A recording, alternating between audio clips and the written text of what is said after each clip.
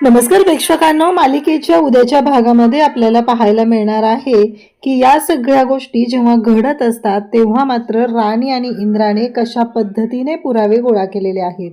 म्हणजेच आता ते नोटरी वकिलाच्या घरी तर पोहोचलेले असतात, तिथे जाताना ते जनगणना अधिकारी बनून गेलेले आहेत। तर इकडे मात्र आता विक्रांत आणि उर्मिलाची सुद्धा वाट लावलेली आहे। विक्रांत उर्मिलाने आता दुसरा डाव रचलाय, तो म्हणजे त्यांनी ठरवले की आता दुसऱ्या दिवशी जेव्हा कोर्टात राणी जाणार आहे तेव्हा ती कोर्टात बोलूच शकणार नाही, अशा पद्धतीने त्यांनी डाव रचलेला असतो। पण तो डाव सुद्धा त्यांचा उधळला जाणार आहे। हे सगळं कशा पद्धतीने घडणार ते आपण डिटेलमध्ये पाहणार आहोत। त्यासोबतच राणीने कोर्टात कारखानीस वकिलाचं कसं थोबाड फोडलेलं आहे, कारण कारखानीस वकील ज्या पद्धतीने राणीशी बोलत असतो त्यामुळे राणीने वैतागून त्याचं थोबाड फोडले, हे आपण डिटेलमध्ये पाहणार आहोत। त्यासाठी हा व्हिडिओ शेवटपर्यंत पहा। त्याचबरोबर चॅनलवरती नवीन असाल तर चॅनलला नक्की सबस्क्राईब करा। इथे आपण पाहतो की राणी आणि इंद्रा दोघंही आता नोटरी वकिलाच्या घरी आहेत। तर नोटरी वकिलाच्या बायकोने चहा दिलेला असतो आणि त्यानंतर ती मोबाईलवरती फोटो दाखवते आणि राणीला म्हणते की हे बघा, हे जे फोटो आहेत, म्हणजे मी तुम्हाला म्हटलं होतं ना मगाशी की अशा पद्धतीने गोंधळ असतो, मग त्या गोंधळाच्या कार्यक्रमासाठीच आम्ही गावाकडे गेलो होतो ना, तर हे गोंधळाचे फोटो आहेत। आता राणी ते गोंधळाचे फोटो पाहायला घेते, तर त्यामध्ये पूजेला तिला त्या गोंधळाच्या कार्यक्रमामध्ये आता नोटरी वकील बसलेला दिसतो। आता राणीने तर पाहिलंय की स्वतः नोटरी वकील तिथे बसलेला आहे। राणीने डोळ्यांनीच इंद्राला खुणवलेलं असतं।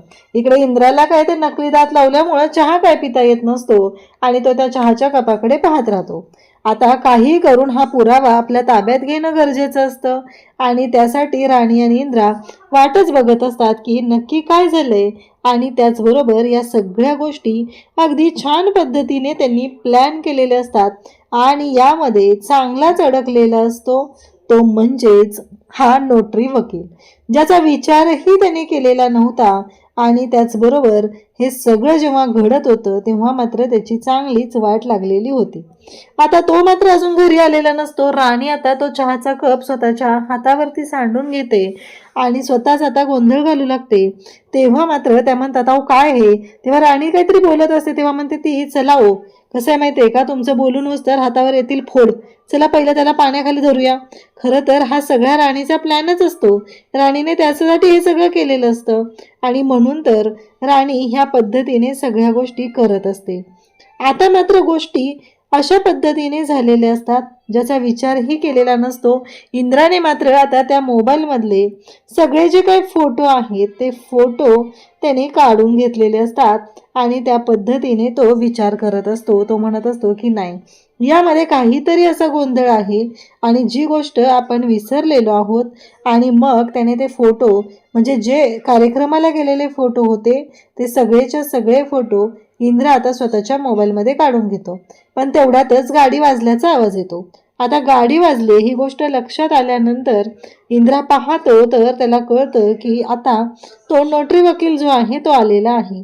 इंद्राला भरभर हे सगळं काम करायचं असतं आणि त्या पद्धतीने त्याने सुरुवात सुद्धा केलेली असते। जेवढे काही पुरावे मिळतील त्या सगळ्याचे फोटोज तो काढून घेत असतो।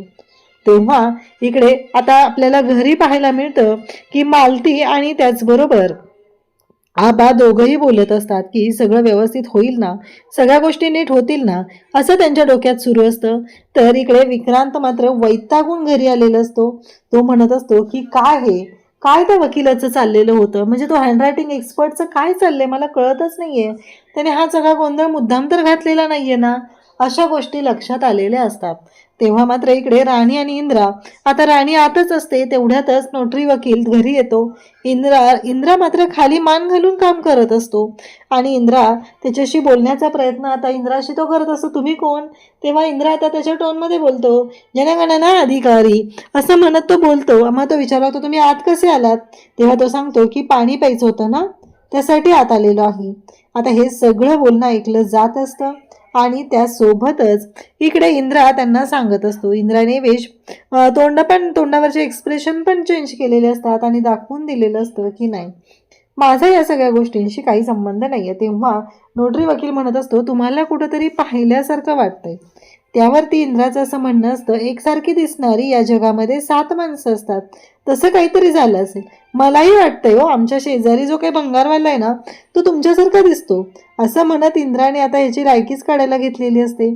आणि त्याचबरोबर ह्या सगळ्या गोष्टी जेव्हा सुरू झालेल्या असतात तेव्हा मात्र इकडे इंद्रा त्यांना बोलत असतो, त्यांना सांगत असतो. आणि त्याच वेळेस इकडे इंद्रा पाहतो तेव्हा तो म्हणतो की बरं ठीक आहे, चालू दे तुमचं काम, कुठे आहेस ग तू, असं म्हणत बायकोला आवाज देऊन आता नोटरी वकील जात असतो.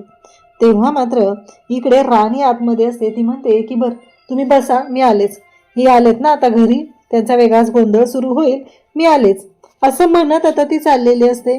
आणि त्याच वेळी इकडे राणी येते. राणी इंद्राला विचारते काम झाले का. तेव्हा इंद्रा सांगतो हो हो झाले काम. मग राणी म्हणते चला इथनं आधी, असं म्हणत आता राणी आणि इंद्रा दोघेही निघून जातात. आता तो नोटरी वकील आहे तो ओरडायला सुरुवात करतो बायकोला, कारण तो त्याच्या बायकोला म्हणत असतो की काय चाललेलं असतं ग तुझं हे सगळं, म्हणजे सारखं काय पार्सल मागवत असते, त्या पार्सलवाल्याचा मला फोन येतो. तेव्हा ती मात्र गप्पच बसते, ऐकत असते. तेवढ्यात ते दोघं खाली येतात आणि मग वकील त्याची जी फाईल आहे तो घेतो आणि तिथून निघालेला असतो. आता हे दोघंही कोर्टामध्ये भेटणार असतात. इकडे विक्रांत घरी आलेला असतो, त्याची खूप चिडचिड चाललेली असते. तो म्हणत असतो की काय चाललंय हे सगळं, मला कळतच नाहीये या सगळ्या गोष्टींचा काय अर्थ आहे, हे असं का होतंय सगळं, असं म्हणत ते दोघंही बोलत असतात.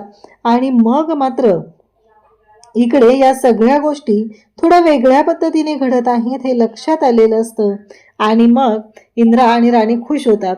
आता दुसऱ्या दिवशी कोर्टामध्ये, कारण इकडे विक्रांत आणि उर्मिला यांचा डाव तर फसलेला असतो, ते स्वतःच तोंडावरती आपटलेले असतात. आणि इंद्रा आणि राणी आता त्यांना ज्या पद्धतीने सर्व गोष्टी विचारत असतात, सगळं काही चाललेलं असतं त्यावरून तर क्लिअर होत असतं. मग मात्र ती म्हणत असते की या दोघांचं काही चाललं तर नसेल ना, म्हणजे आपल्या उपरोक्त यांनी काहीतरी गोंधळ तर घालून ठेवला नसेल ना, असा विचार सुरू झालेला असतो. आणि त्याच वेळेस इकडे जेव्हा गोष्टी घडलेल्या असतात तेव्हा त्यांना भीती वाटायला लागलेली असते की काही प्रॉब्लेम तर येणार नाहीये ना, असा विचार त्यांच्या डोक्यात सुरू झालेला असतो. दुसऱ्या दिवशी कोर्टामध्ये आता राणी आणि कारखानीस वकील, कारखानीस वकील राणीला म्हणतात की चला आज मी 100वी केस जिंकणार आहे आणि पार्टी आहे, त्यामुळं तुम्हाला पार्टीसाठी यावंच लागेल, आमच्या घरी या पार्टीसाठी, असं सांगितलं जातं. तेव्हा राणी म्हणत असते की हो नक्की नक्की येणार पार्टीसाठी, काहीच हरकत नाही आहे, कारण तुमच्या घरची पार्टी एन्जॉय तर केली पाहिजे ना, आणि कोणाच्या घरची पार्टी होणार आहे आणि काय होणार आहे ते कळेल. आता कोर्टामध्ये जज साहेब येतात. जज साहेब आल्यानंतर तर कारखानीस वकील म्हणतात की कोर्टाने लवकरात लवकर निकाल द्यावा, कारण ह्या सगळ्या गोष्टी कोर्टाच्या लक्षात आलेल्या आहेत, काय घडलेलं आहे हे कोर्टाला माहितीच आहे, अशा पद्धतीने बोललं जात असतं. आणि तेव्हा मात्र इकडे कारखानीस वकिलांना जज साहेब म्हणतात की हे बघा, काय निर्णय द्यायचा आहे, काय करायचं आहे ते मी ठरवतोय, यासाठी इथं माझी नियुक्ती झालेली आहे, तुमचा याच्याशी काही संबंध नाही, तुम्ही खाली बसा, असं सांगितलं जातं. आता राणी आणि त्याचबरोबर राणी कोर्टामध्ये सांगते की आपले कारखानीस वकील आहेत, त्यांनी सांगितलं होतं की नोटरी वकिलांच्या समोर इकडे इंद्रा सरांनी सह्या केलेल्या आहेत आणि ते घर विक्रांत महाडिक यांच्या नावावरती केलेलं आहे. तेव्हा ती म्हणते की म्हटलं होतं. तेव्हा कारखानीस म्हणतात की बरोबर आहे, म्हटलं होतं असं बोललं जातंय, पण या सगळ्यातून लक्षात आलेलं असतं त्या गोष्टी वेगळ्याच असतात. आणि मग तो म्हणतो की माझ्यावरती आरोप केले जात आहेत, कारण मी तर असे पुरावे दिलेले होते. तेव्हा मात्र आता समोर येत असतं आणि मग ती सांगते की हे बघा, मी ते नोटरी वकील आहे त्यांना बोलवते, आणि नोटरी वकील त्या दिवशी गावी गेलेले होते आणि जागरण गोंधळाचा कार्यक्रम होता त्यासाठी गेलेले होते, त्याचे हे पुरावे, असं म्हणत तिने त्यांचे तिकीट दिलेले असतात. तिकीट दिल्यानंतर मात्र इकडे जेव्हा गोष्टी चालू झालेल्या असतात आणि मग मात्र तिथे ती वकिलांना बोलवते. त्यांना ती म्हणते की आता कारखानीस वकील म्हणतील की हे तिकीट कुठूनही मिळवता येतं, तर मी कोर्टाला काही फोटो देते आणि त्या फोटोवरून कोर्टाच्या लक्षात येईल की हे फोटो त्यांचेच आहेत का. मग नोटरी वकिलाला बोलवलं जातं. नोटरी वकिलाला ती फोटो देते आणि सांगते की बघा, हे फोटो तुमचेच आहेत ना गोंधळाचे, नाही तुम्ही जर आता नाही म्हणालात तर माझ्याकडे साक्षीदार सुद्धा आहेत, मग काय करणार, असं बोलणं सुरू झालेलं असतं.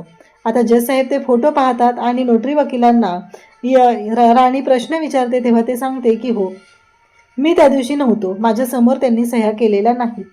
आता मात्र कारखानीस वकील विक्रांत आणि उर्मिला या सगळ्यांची वाट लागलेली असते आणि त्याच वेळी गोष्टी क्लिअर होतात की या सगळ्यामध्ये खोटारडेपणा झालेला आहे.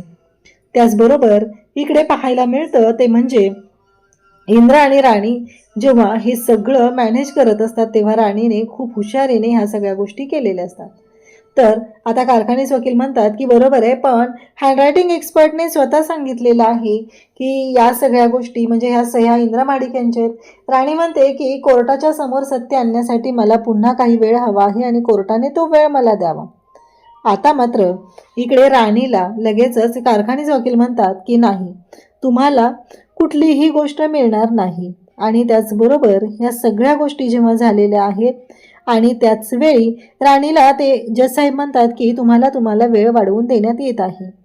आणि त्याचबरोबर वेळ तर वाढवून दिला गेलेला आहे आणि कारखानीस वकील मात्र बाहेर जाताना आता राणीला धमकावत असतात की आता बघून घेईल तुला, कारण केस तर मीच जिंकणार आहे. कोणत्याही असे काही पुरावे देईल की तू कितीही काही गोंधळ घातला तरी ही केस मीच जिंकणार आहे.